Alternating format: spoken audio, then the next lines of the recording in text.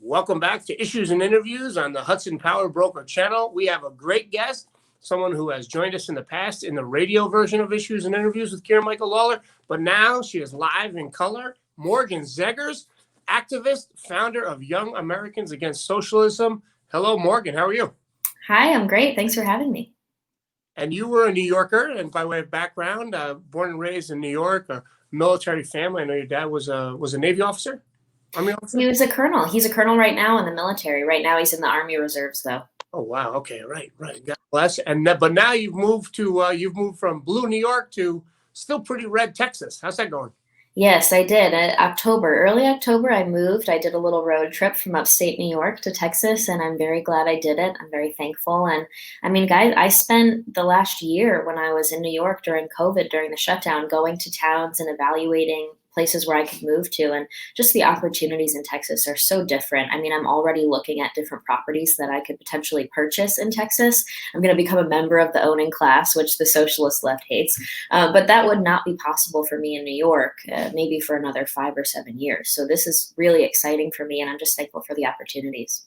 It's very interesting what you're kind of the example of. I mean, you're one of the 100,000 New Yorkers that moves out of the state, typically south, typically to Florida, the Carolinas, or Texas being one of them. So you're kind of a pioneer in that way. You're one of the people who are voting with their feet in New York and voting to get out of New York, unfortunately. And we lose some of our best and brightest. So you reached out to me because there's some polling, and I think it's very relevant to this conversation about why people leave New York. Tell us about these polls, the findings of this poll, and why you find it so alarming. Yeah, well, thank you for having me on. I appreciate it. This is incredibly important for us to continue to talk about. Last year, the Victims of Communism 2019 poll showed some troubling numbers, including the fact that 70% of people my age would be willing to vote for a socialist, and about 40% of young Americans, if you ask them, they would say, oh yeah, I like socialism. And so that's a direct, yes, I am in favor of it. That number has gone up to 49% since 2019. The 2020 numbers just came out. And so there's a growing support for socialism in America, which is troubling. But what I found more interesting were some of the smaller numbers towards the end of the poll. It shows that basically half of Gen Z thinks America is racist. 2/3 of Americans are unaware that the CCP has killed more people than Nazi Germany. And 95% of the silent generation believes the Declaration of Independence promotes equality and freedom more so than the Communist Manifesto. Unfortunately, though, only 63% of my generation believes that. So only 63% of young Americans right now believe the Declaration of Independence guarantees freedom and equality over the Communist Manifesto. And I think this all traces back to an issue that sprouts in our education system, a failure of teaching our kids in the classroom the dangers of Marxism, socialism, and communism, and of course the history behind these ideologies. That's so true. And now we're probably 1 to 2 generations into the teachers, actually, and the people who run the school districts. They were kind of weaned on sort of this social justice. America's really not a force for good in the world. And maybe these alternative policies, like we've seen in the Soviet Union, we see in China, we see in Venezuela, maybe these alternative policies and this different way of living is a good idea. And we're so far into it. And I think that's why you see that generational rift there. Any thoughts on what we can do to push back on that? Well, I'm looking into multiple ways. Right now, my nonprofit, we started out by interviewing survivors of socialism. We used firsthand testimony and a concept called peer rationale. It's a research-backed study that basically shows the most effective way to teach a young person an opposing viewpoint is actually to tell it from a peer, not from a parent or a professor. And so our organization, it's a bunch of 20-somethings, and we wanted to champion this if it's really our duty and most effective for us to be teaching our peers this. And so we use firsthand testimony and peer rationale to show millennials and Gen Z the dangers of socialism and the history behind these concepts. Unfortunately, thinking long term, it's not very effective or efficient for us to only work on these 2 generations when this issue is starting in the education system. And so what are we going to be able to do to prevent this from happening for a 3rd, 4th, 5th generation of students? And like you said, this is also rooted in the teacher system and way of teaching now. Unfortunately, when I work in DC with organizations and think tanks, they're very concerned with the fact that we could put millions of dollars. I mean, I could fundraise pretty well to do a campaign to make sure that we're teaching history and finance and economics in classes. I could fundraise a lot of money from that, Kieran. But The problem is we could put $1 million into it. We could have it pass state level reform in multiple states. We could start with the Republican trifectas, make sure that there's curriculum reform. And then it could all fall apart in the actual implementation of it when the teacher is supposed to lay it to the student. And so that's incredibly concerning for us. You also have a lot of conservatives that don't want intervention in this because they think the solution for indoctrination in the classroom is to just get your kids out of government schools. They either support homeschooling or charter schools. And so the conservative movement is a little messy on this right now, and that's understandable. We don't believe in top-down solutions. And so I'm trying to work with everybody to see what we can actually do to at least have some action items for 2021. We have to get a clear path forward. And I think that starts with, yes, state by state level reform, paying attention to who is in your school boards at the local level, and then considering what we can do to support charter schools and homeschooling initiatives to get kids out of government schools. Yeah, very interesting point. I have 4 kids that are in public school, 9th grade, 8th grade, 6th grade, and 4th grade. And I keep an eye on what they're learning, and especially in social studies and even all the classes. Science can bleed into radical environmentalism in the classroom and things like that. And we kind of say, okay, be respectful to your teachers. This is what you have to say for the test. But here's an alternative. Here's the truth, really. Here's what we think, and here's what we believe in this house. And you really do have to stay on top of that kind of stuff. I brought all 4 kids to the Trump rally the day before the election in Scranton, Pennsylvania, which is about 2 hours from here. And a lot of young people there, which was good to see. And my 4 kids, they had a great time. And I wanted to go because it would be fun. I thought it would be a nice experience. But I also wanted them to see that, hey, just because we're for Trump, just because we're Republicans and conservatives, you're not alone. There's thousands of other people here today sitting in the cold. It was pretty cold, that believe like you. So I think that's a big part of it, too. You're not isolated. I still think, I don't know if it's a silent majority. I think it's pretty close, but it's definitely a silent plurality, or a silent chunk of the American people that still believe in, the red, white, and blue, and the Constitution and the Declaration of Independence and all those good things. So I think that's one key, is to let people know you're not alone. And I'm glad you're out there fighting this fight. Give me an action item for 2021 that I could do, maybe in my, my capacity as a state assembly member, or or even as a dad. If there's anything concrete that we could do, and I can get all the families in our circle of friends to do. Yeah, well, thank you. I think what's important for now, as I speak to groups in DC and as I speak to state level think tanks, they're trying to just gather as much information as possible. And so an action item for parents is to just open that conversation with the students and making sure that we understand what they're being taught. When I talk about what's going on in the history classes and the economics classes of our schools, it's not necessarily that we have a bunch of socialists saying socialism is good and it's going to be amazing and capitalism is evil and all these things. We have to consider more of this indirect education where we're leaving things out and points aren't being made that are really crucial. And so a great example of that is just how we learn about Stalin, we learn about Fidel Castro, we learn about these terrible situations that have happened throughout the 20th century. But we don't understand that these men came to power by promising a Marxist working class revolution, that they promised progress and social justice and all these great things and fill in the blank for all policies. And then the tragedy happened. And then the country started to fall. And so it's that first initial step where promises are made and it sounds like more of a utopian type society and people fall for it. And so same thing with the democratic elections of Venezuela. They were democratically elected and now it's a socialist dictatorship. We need to have better education for how socialist leaders come to power. And what I think is really, really important, and this is another action item for schools, for state legislators, and so I hope you can maybe take this up in New York. What are we learning about communist China? For us, I mean, this fact right here of 2/3 of Americans are unaware that the CCP has killed more people than Nazis. I did not learn enough about communist China in my New York schools. I did not learn enough about the one-child policy, how there were forced sterilizations and abortions. There's a lot of young people who care about pro-choice issues and just, my body, my choice. Well, communist China, the regime that we're dealing with right now, who hates America, used to force sterilizations and abortions onto young women who had more than one child. You also have the Tiananmen Square massacre. It's more than just a picture of a man standing in front of a tank. And of course, every history class sees that picture. 10,000 young pro-democracy protesters were killed after that by the communist regime. That being said, are we told, are we explained to that those people died and then China fudged the numbers?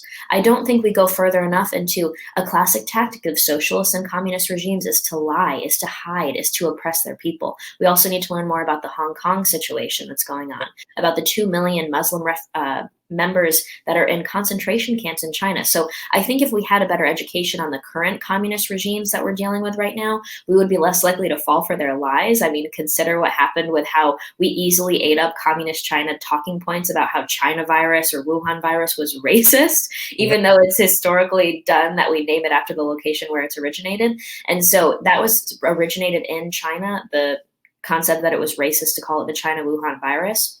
And on top of that, you had mainstream media eating up other talking points saying that communist China was innocent and that it started in Europe, or that it was actually American soldiers who were traveling and that they were the ones spreading it. Yeah. It was just embarrassing to see it. And I think my generation would be less quick to fall for this and then be more quick to accuse China of starting all of this and being the reason why their parents had to shut their businesses down, why they had to miss their graduation, their proms, why their grandparents were passing away. They would be more likely to blame it on a communist regime if they had better education on it.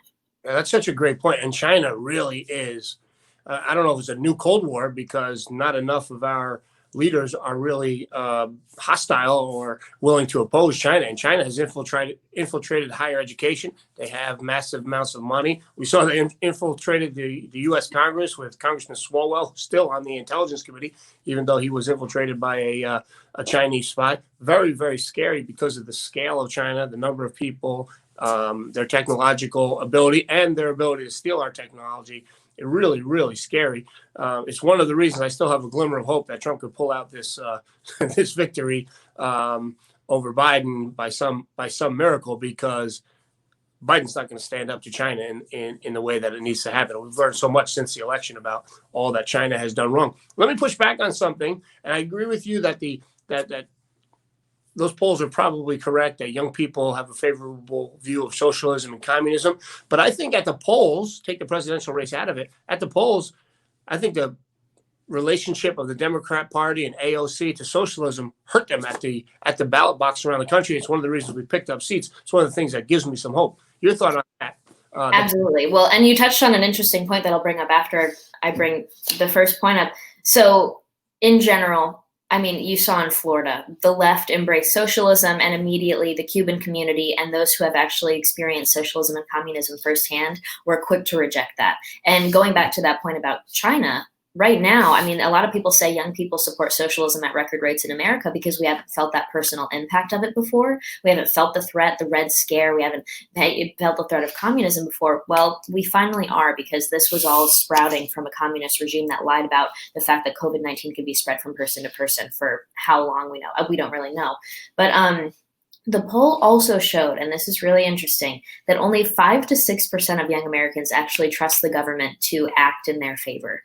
And so there's this growing distrust of the government. There's also this hatred of the system. I'm sure you've heard that before from a lot of young people, even older Americans on the left. They hate the system. They think the system's corrupt and greedy and racist.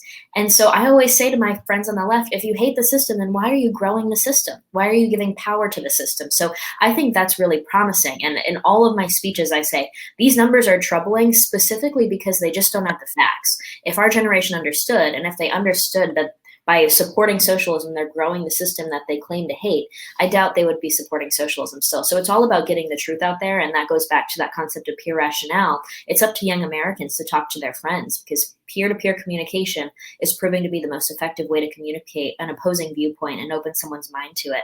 But you really hit the nail on the head there. It's not a winning message long-term. Just right now, you have 2 generations of Americans who aren't yet the majority voting bloc, who are supporting this radical ideology, and they need to get the truth before it's too late. Yeah, I appreciate what you're doing there. It's great work. I read just this week in Washington, D.C., a Victims of Communism museum is going to open, and I think that is, I'm sure it's going to be a very serious and not a really fun place, because it's going to be talking about victimization of millions and millions of people around the world over the last 100 years, but it's going to be have an important role in the conversation. Just its mere existence, there are victims of communism and socialism, and their number is in the millions. Your thoughts on the museum and how it might be able to help our cause? Absolutely. And I love Victims of Communism. I mean, I really look to their numbers and their research quite a lot when I do my own work. And I work with their organization because they have some fantastic stuff that you might be interested in bringing to New York. They always try and get there's the National Communism Survivors Day. I don't know what the actual name of it is, but on those days they try and get survivors of communism to speak to classrooms of students. And so you can reach out to Victims of Communism on their website. If you just do a basic Google search, you should be able to get there. And you can request to have survivors of socialism or communism come to your classroom and talk to your kids on a special day where they'll tell their story, they'll answer any questions that they may have, and they'll talk about current events. And I think that's really special. It's called the Witness Program, and they also do a program where they invite teachers to DC and give them a couple trainings on how they can best teach about communism and prevent the dangers of communism from happening again. It's an interesting piece of language because at the state level, there has been a lot of reform in terms of curriculum for the Holocaust teachings. And so I think 11 states have passed legislation that requires Holocaust education in order to prevent the horrors of the Holocaust from happening again. That's the language, to prevent it from happening again. And so if we move forward with state level reform, that's what it would be similar to in order to prevent the horrors of communism from happening again. So I do suggest, though, that any teachers watching or any state legislatures look at Victims of Communism and see how they can partner, because they do a lot of state level lobbying. That's a great point. And do you think that the lockdowns and COVID over the last 9 months has advanced the cause of socialism here in the United States? It's been an interesting divide. I've seen a lot of people on the left who immediately have turned and said, government should not be able to do this to people. And at the same time, you have people on the right and the left who are saying, no, but it's a moral situation, and we all have to stick together and band together and make sacrifices to help save lives. And so I have conservative people in my family that gave me a hard time about challenging the fact that government shouldn't be able to do this to people, shut down restaurants, or take track of who's entering or leaving the state. Part of the reason I left, Kieran, was because I was flying into New York from events and then having to sign paperwork and report to the state every single day of where I was. And they threatened to send somebody to your house to potentially see you. And so the problem with this is that leftists always make the emotional argument. And a lot of the things that they do when they rise to power promote crisis. And even if they have a crisis or they have to manufacture a crisis, similar to climate change, where they're saying we're all going to die in 12 years, well, COVID-19 made it very easy for them to make the emotional argument because people are actually dying. And so now they can really push the line on that, and they can really push the messaging. That's why you had a lot of leftists that went on and said, if we had XYZ fill in the blank program, if we had Medicare for all, if we had student loan cancellation, if we had free college for all these different things, then we would have been able to solve the pandemic and handle the pandemic better. It was crazy. I mean, they're saying we need to cancel student loans and put free college for all to better fight the economic impact of a pandemic, when in reality, they should have just left the economy open.